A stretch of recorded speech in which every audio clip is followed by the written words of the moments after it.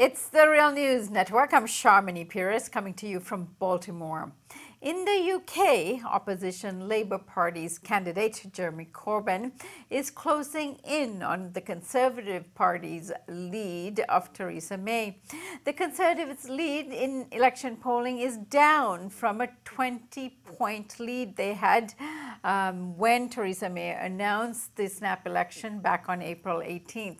But now they're only 5 points spread, or 5 points apart. This comes at a time when the Prime Minister Theresa May has made an embarrassing U-turn on a key Tory party manifesto pledge. And if you remember, we did the interview on the manifesto last week. So if you haven't seen it, please go back and watch that with Sandhu. Anyway, this particular part of the manifesto pledge that she has now made a U-turn on is dubbed the Dementia tax. And according to the Independent newspaper, in another poll that was conducted after the Tory manifesto was launched, it found that 28% of voters said they were less likely to vote Conservative because of the manifesto and the social care policies in that manifesto. So joining us today to discuss the U-turn in the Conservative Party's election pledges is Sandhu. Cam is an investigative journalist and editor of and she's also the co-founder of the UK-based independent outlet Real Media. Thank you so much for joining me, Cam. It's great to see you again, Sharmini. So, Cam, can you start off, first of all, describing what the dementia tax is, along with the apparent U-turn in terms of Theresa May and why this is significant for this election? Sure. Well, it was the Conservative Party manifesto that was released last week, and within 4 days the party and its leader Theresa May, who has called this snap election, 6 weeks we had from the time of her announcement to the election happening on June 8th, because she said she felt this would furnish her legitimacy in terms of her going into making these Brexit deal negotiations. And she basically thought that she would be able to walk it. She was 20 points in the lead, as you said. However, that manifesto that they released seems to be a turning point in their popularity. And within 4 days, Theresa May announced that she would be undoing one of those aspects, which was the health and the social care part of that bill. Now, the reason that this is really significant is because she went after her own voter base. Now, this is older people, this is homeowners, people who always turn out and vote for the Conservatives were now being affected by these quite severe policies that she was implementing in terms of the social care that she was proposing. She was suggesting a lift on the cap on social care costs, which David Cameron had put at £72,000 for people in their later life.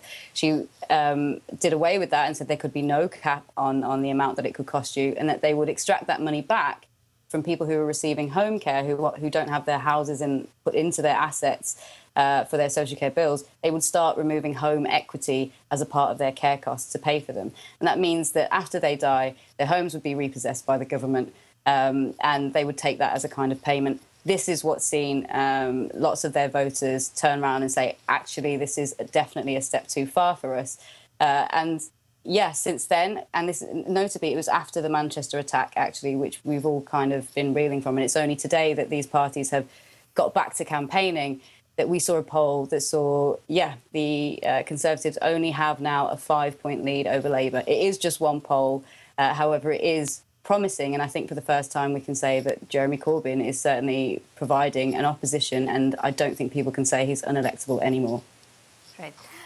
So let's park the Manchester attacks and the implications that might have on the election for our second segment, but let's take up more of these social care issues that you mentioned. There was another point we discussed last week, a sticky point, which is that the governing Conservative Party was removing the free lunch program from schools and had proposed some sort of a breakfast program. Would give us a sense of how this is going over in the public arena, and had this contributed to the shrinkage in the polling and the 5% spread now? Well, certainly, I would hope that there would be some kind of backlash once you're going after food from children. But Theresa May did announce in that manifesto that they would be removing school lunches for infant children. She said that she would replace that with a breakfast programme. However, that breakfast programme there wasn't many costings in that Tory manifesto, if you remember, as we spoke about last week. However, there was a figure of £60 million to pay for this new breakfast programme for children.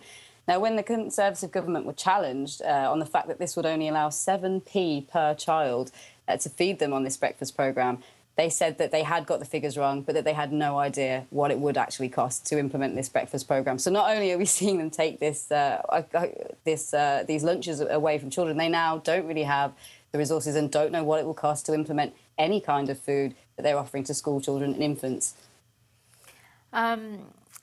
So to what extent should the latest poll numbers be taken seriously in terms of real-world outcomes, in terms of electing members of parliament in particular?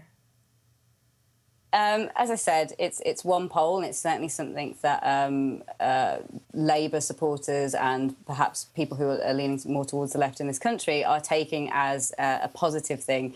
You know, the amount of kind of hostility that Corbyn has received from both press and other politicians, and the way that he's been derided, all has seemed to be about him and his personality and whether he was strong enough to carry us through. And, you know, we had Theresa May saying she was strong and stable, and really we've seen all that come undone with her kind of incompetency, all of these U-turns. And, you know, she looked pretty unable to kind of deal even with the public at the places where she's turned up to do her rallies. She's banned certain employees from certain workforces from attending those rallies in their own workplace. She clearly has a problem with dealing with people day to day. So I think as the campaign goes on, and it is just a short amount of time, so we're not sure whether this will make the difference we need to. However, as I said, Labour supporters will take this as a positive thing. But it's broken through all of the unelectability talk that they've said about Corbyn, because these policies have struck a chord with people, to say that, you know, tuition fees will go and that he'll remove them by September, compared to Theresa May, who's painted a rather kind of bleak picture about the future. So perhaps his policy ideas are winning out. And the point is, with Jeremy Corbyn, is that he's instated this manifesto, which, as I said, you know, no tuition fees, increases in minimum wage, greater worker rights, protecting the NHS, which will remain as Labour's strategy, whether he stays or goes after the election. So he's succeeded on many counts, and now proving that he's polling higher than what Tony Blair won with, which was 35%. All right, Cam, let's wrap up this session and start a segment 2 where we're going to talk about the foreign policy of each of the candidates and how that is impacting the elections. Thank you so much for joining me, Cam. Thank you. And thank you for joining us on the Real News Network.